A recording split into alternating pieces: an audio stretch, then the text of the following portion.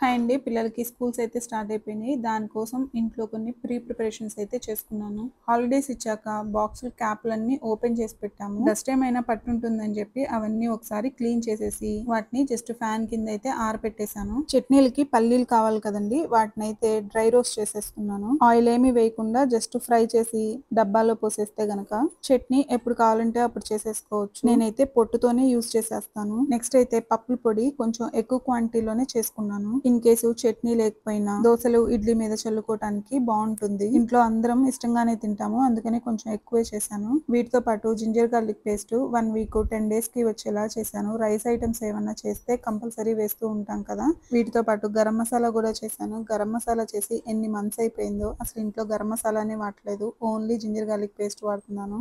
గరం మసాలాలో కొంచెం ఎల్లిపాయ వేసాను. చాలా మంచి స్మెల్ వస్తుంది. ఇలా అయితే కొన్ని ప్రిపరేషన్స్ చేసుకున్నాను. ఇవి ఓన్లీ కిచెన్ లోవే. యూనిఫామ్ ఐరన్లు, బుక్స్ కవర్లు, బ్యాగ్లు వాషింగ్, లంచ్ బ్యాగ్స్ వాషింగ్ అన్ని అయిపోయినాయి. ఇంతకీ మీరు ఏం ప్రిపరేషన్స్ చేశారో కమెంట్ చేయండి. బై.